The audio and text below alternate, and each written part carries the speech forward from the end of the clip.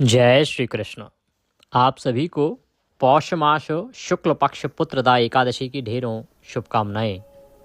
प्रिय दर्शकों, आज के इस वीडियो में आप श्रवण करेंगे पुत्रदा एकादशी व्रत कथा। यह कथा मनुष्य का कल्याण करने वाली है।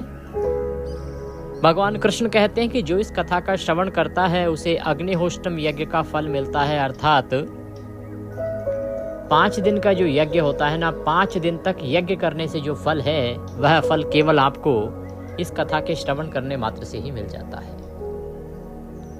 ये कथा जो व्रत कर रहे हैं उनके लिए तो कल्याणकारी है ही, जो व्रत नहीं कर रहे हैं वो भी यदि इसका श्रवण कर लेते हैं तो उसके श्रवण करने मात्र से ही उनके पाप नष्ट हो जाते हैं। पौष पुत्रदा एकादशी का उत्तम व्रत द्वादशी में किया जा रहा है और 31 दिसंबर को व्रत किया जाएगा। कथा 30 दिसंबर को भी सुनी जा सकती है, 31 दिसंबर को भी सुनी जा सकती है। तो आइए प्रभु का ध्यान करते हुए यह पवित्र कथा आरंभ करते हैं, जो भगवान श्री कृष्ण द्वारा महाराज युधिष्ठिर को सुनाई गई। कथा से पहले आपको व्रत पूजन संकल्प करना चाहिए, फिर पूजन करना चाहिए। पूजन की विधि मैंने आपको बता दी है। संकल्प यदि आपने नहीं किया है तो मैं यहाँ संकल्प एक बार आपको करवा देता हूँ, उसके बाद हम कथा आरंभ करेंगे।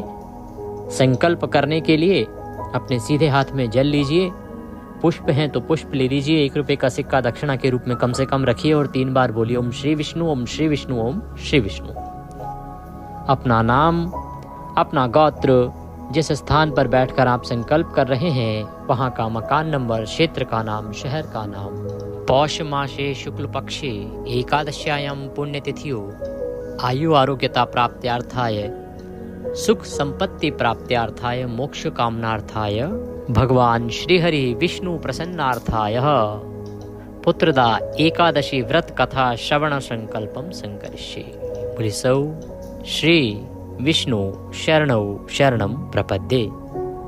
और वह संकल्प भगवान के चरणों में अर्पित कर दीजिए।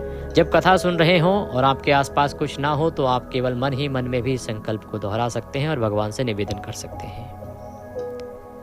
कथा आरंभ करें उससे पहले आपसे निवेदन है कि यह भगवान श्री विष्णु के परम शक्तिशाली पुत्रदा एकादशी व्रत की कथा है, तो कृपया वीडियो को एक बार लाइक अवश्य कर दीजिएगा। अपने व्रत की सफलता के लिए, भगवान श्री हरि का आशीर्वाद प्राप्त करने के लिए कमेंट बॉक्स में अवश्य लिखिएगा जय श्री हरि या ओम नमो भगवते वासुदेवाय। आप देख रहे हैं देवभूमि ज्योतिष संस्थान का प्रतिष्ठित यूट्यूब चैनल देवभूमि धार्मिक। हम यहाँ पर सभी व्रत और त्योहारों की सही शास्त्रीय जानकारी प्रदान करते हैं। ज्योतिष शास्त्र और पंचांग के आधार पर आपको बताते हैं कौन सी तिथि कब है, व्रत आदि कब करना है, क्या विधि है, क्या नियम है और क्या गलती नहीं करनी है। यदि आप सभी व्रत त्योहारों की सही कथा सुनते रहना चाहते हैं, सही जानकारी पाते रहना चाहते हैं तो कृपया चैनल को सब्सक्राइब कीजिए और बेल आइकन को प्रेस कीजिए। आइए प्रिय दर्शकों, अब भगवान का ध्यान करते हुए आज की एकादशी की कथा आरंभ करते हैं। बोलिए कृष्ण भगवान की जय, बोलिए एकादशी मात की जय। युधिष्ठिर उवाच, महाराज युधिष्ठिर कहने लगे, हे श्री कृष्ण, आपने शुभकारिणी सफला एकादशी का वर्णन किया, वह बड़ा ही उत्तम था। अब आप कृपा करके शुक्ल पक्ष की जो एकादशी है उसका महत्व बतलाइए, उसकी कथा बताइए, उसका क्या नाम है, क्या उसकी विधि है, कैसे उसका पूजन किया जाना चाहिए और उसमें किस देवता का पूजन किया जाता है, यह मैं सुनना चाहता हूँ, इसका वर्णन करें। जब युधिष्ठिर महाराज भगवान श्री कृष्ण से पूछते हैं तो भगवान श्री कृष्ण कहते हैं कि हे राजन, पौष के शुक्ल पक्ष की जो एकादशी है उसे मैं बतलाता हूँ, ध्यान पूर्वक सुनो।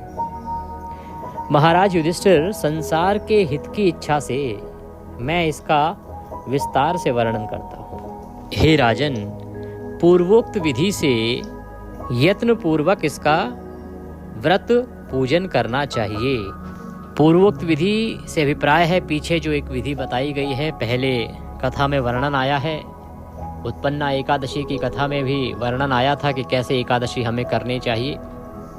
सुबह उठ के स्नान आदि से निवृत्त होके स्वच्छ वस्त्र धारण करके पहले व्रत पूजन का संकल्प कीजिए, फिर भगवान नारायण का पूजन कीजिए, पंचोपचार से पूजन कीजिए।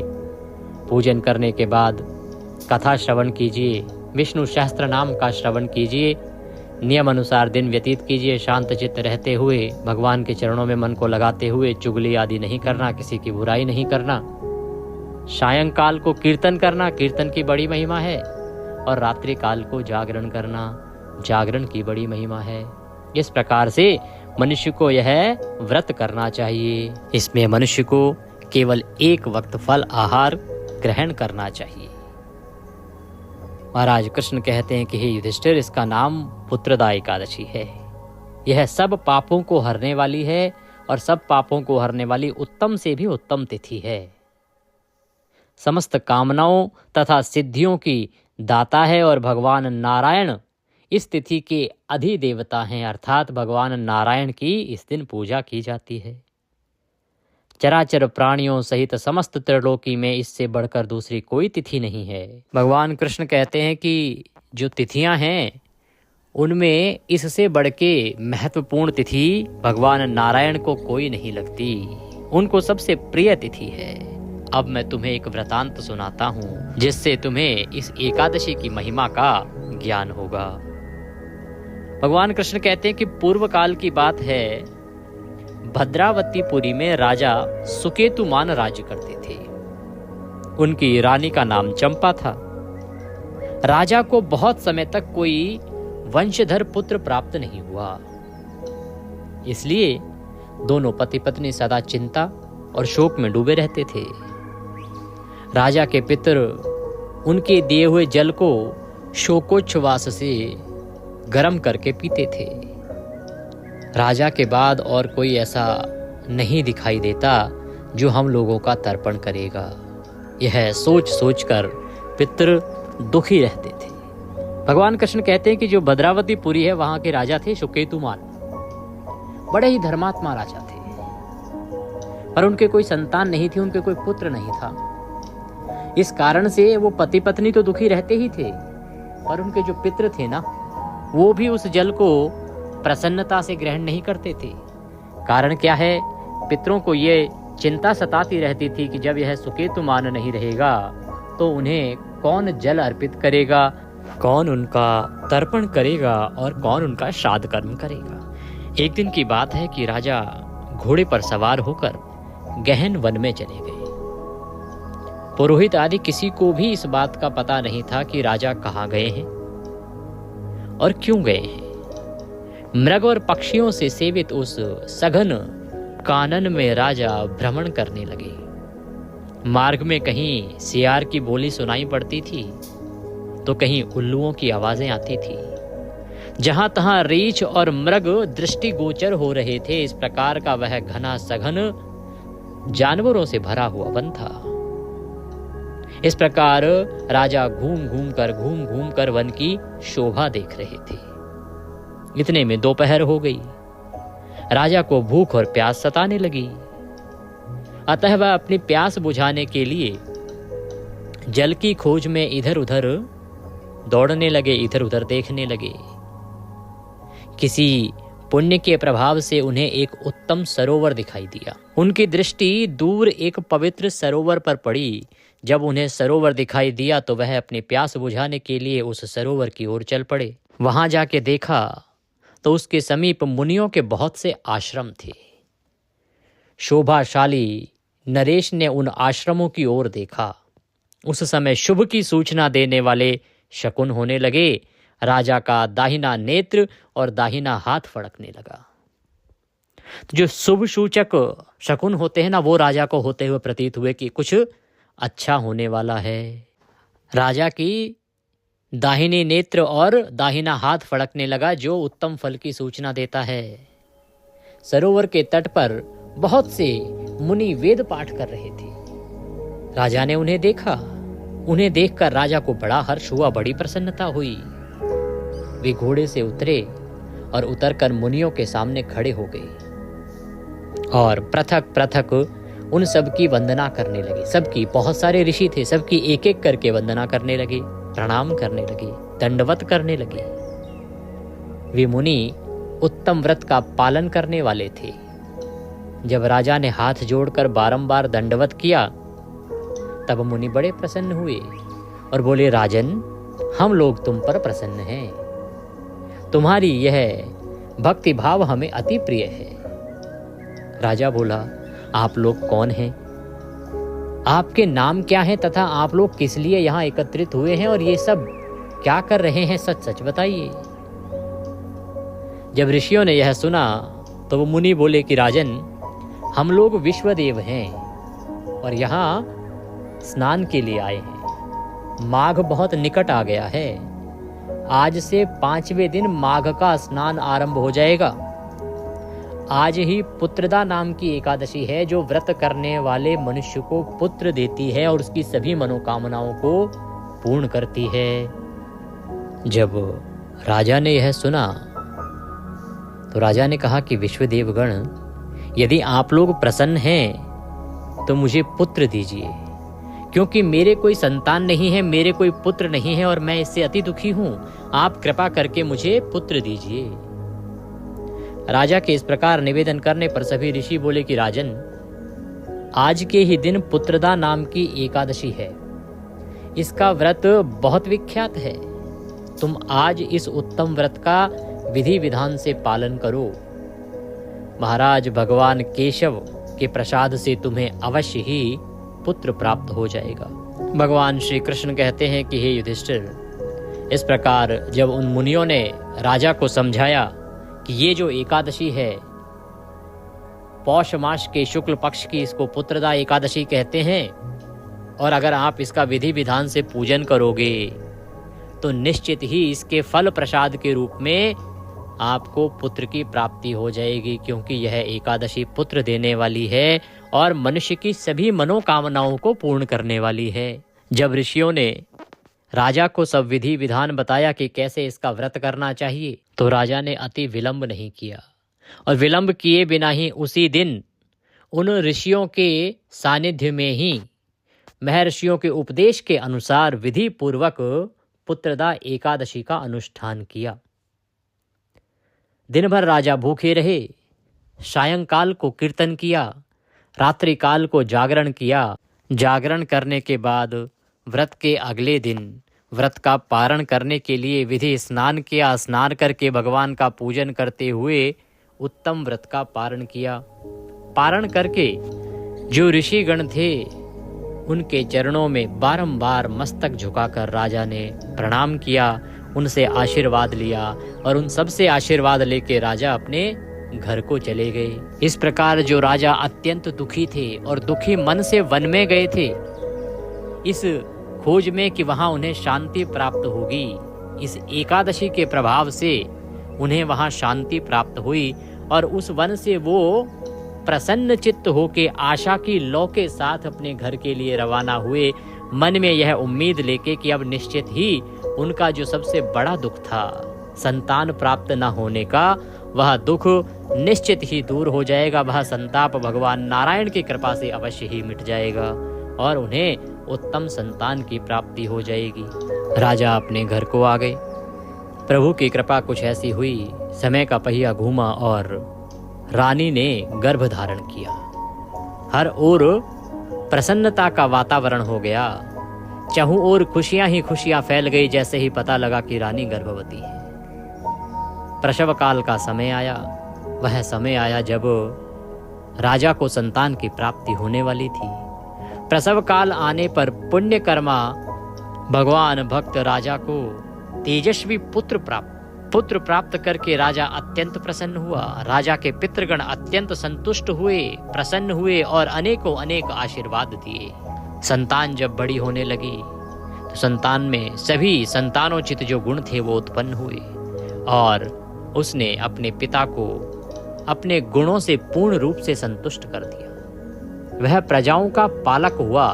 वह राजकुमार सदा प्रजा का ध्यान रखता था, प्रजा के कष्टों को अपना कष्ट समझता था और अपनी माता तथा पिता का सदा भक्ति भाव से पालन किया करता था। इस प्रकार इस एकादशी के व्रत के प्रभाव से उस राजा को निसंतान होते हुए भी उत्तम गुणों वाले पुत्र की प्राप्ति हुई। इसीलिए हे महाराज युधिष्ठिर, पुत्रदा नामक इस एकादशी का उत्तम व्रत अवश्य करना चाहिए। यह मनुष्य के सभी कष्टों का हरण करने वाला है, मनुष्य के सभी दुखों को दूर करने वाला है और उसकी सभी मनोकामनाओं को पूर्ण करने वाला है। हे महाराज युधिष्ठिर, मैंने आपके अनुग्रह पर लोगों के हित के लिए आपके सामने इसका संपूर्ण वृतांत वर्णन किया है। जो मनुष्य एकाग्र चित्त होकर पुत्रदा का व्रत करते हैं, वे इस लोक में पुत्र पाकर सभी मनवांछित इच्छाओं को पूरा करके मृत्यु के पश्चात स्वर्गगामी होते हैं, स्वर्ग में वास करते हैं। और जो इस महात्म्य को पढ़ता है या सुनता है या सुनाता है, उसे अग्निष्ठ होम यज्ञ का फल प्राप्त होता है। बोले विष्णु भगवान की जय। इसी के साथ यह एकादशी कथा यहाँ पर पूर्ण होती है। अब आरती की बारी है। अब हमें आरती करनी चाहिए। आरती करने के लिए खड़े हो जाएं और भगवान की आरती करना आरंभ करें। ओम कर्पूर गौरम करुणावतारम संसार सारम भुजगेन्द्रहारम सदा वसंतम हृदयारविंदे भवम भवामी सहितं नमामि। ओम जय जगदीश हरे स्वामी, जय जगदीश हरे। भक्ति जनों के संकट क्षण में दूर करे। ओम जय जगदीश हरे। जो ध्यावे फल पावे, दुख बिन से मन का सुख संपत्ति घर आवे, कष्ट मिटे तन का। ओम जय जगदीश हरे। मात पिता तुम मेरे, शरण कहूँ मैं किसकी। तुम बिन और न दूजा, प्रभु बिन और न कोई। आस करूँ मैं जिसकी। ओम जय जगदीश हरे।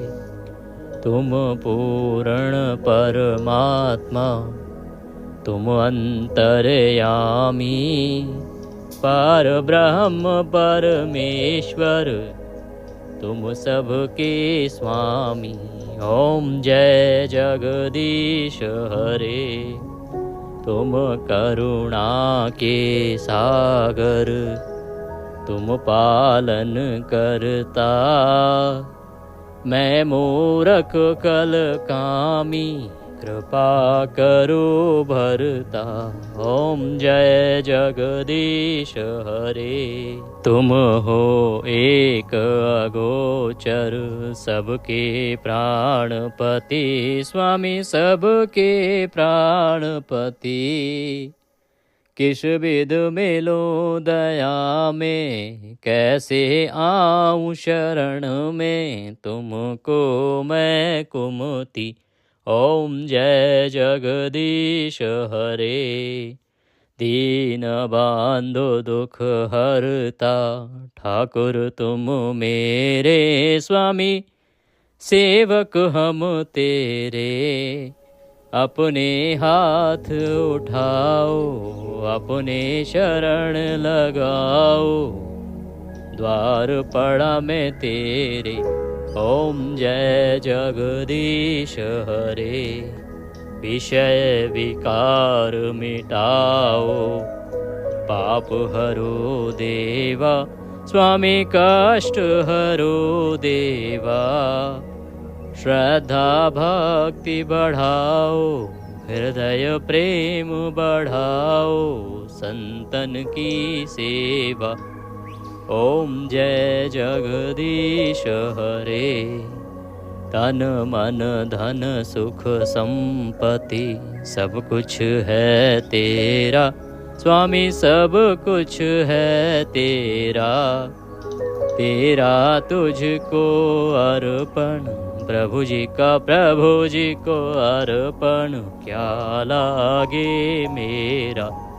ओम जय जगदीश हरे। पूर्ण ब्रह्म जी की आरती जो कोई जन गावे, स्वामी प्रेम सहित गावे, प्रभु शुभ शाम गावे। कहत शिवानंद स्वामी, रटत हरिहर स्वामी, मन वांछित फल पावे। ओम जय जगदीश हरे। ओम त्वमेव माताश्च पिता त्वमेव, त्वमेव बन्धुश्च सखा त्वमेव विद्या द्रविणं त्वमेव सर्वं मम देव देव। मंत्रहीनं क्रियाहीनं भक्तिहीनं सुरेश्वर, यद्पूजितं मया देवो परिपूर्णं तदस्तु मे। यदक्षरपदभ्रष्टं मात्राहीनं च यद्भवे तत्सर्वक्षम्यतां देवो प्रसीदाय परमेश्वरः। अब आरती का शीतलीकरण कीजिए। शीतलीकरण करके भगवान को आरती दीजिए, फिर स्वयं आरती लीजिए और पारिवारिक जन अगर साथ में बैठे हैं तो उन सबको आरती दीजिए। सबको आरती देने के बाद भगवान को प्रणाम कीजिए। इस प्रकार आज के दिन की आपकी पूजा पूर्ण होती है। था के बाद ब्राह्मण को दान दक्षिणा आदि देने चाहिए। उसके बाद नियमों के अनुसार दिन को व्यतीत करना चाहिए। सायंकाल को कीर्तन सुनिएगा। कीर्तन के लिए हम आपके लिए अवश्य ही वीडियो अपलोड करेंगे जिसमें कीर्तन का फल देने वाले स्तोत्र और पाठ होंगे। और रात्रि काल को जागरण कीजिए। कथा के निमित्त यदि दक्षिणा आदि कुछ भी भेजना चाहते हैं तो स्क्रीन पर नंबर आ रहा होगा 900 से, उस पर भेज सकते हैं, या जो QR कोड दिया गया है साथ में उसको स्कैन करके उस पर भी सीधा बैंक खाते में भेज सकते हैं। अगर आप अभी तक हमारे WhatsApp ग्रुप पर नहीं जुड़े हैं तो इसी नंबर पर कॉल करके या मैसेज करके कहिए कि आपके नंबर को जोड़ दिया जाए, तो आपके नंबर को ऐड कर दिया जाएगा। फिर आपको सभी जानकारियाँ सीधे आपके मोबाइल पर प्राप्त होती रहेंगी। भगवान सब पर कृपा करें। हरे कृष्ण।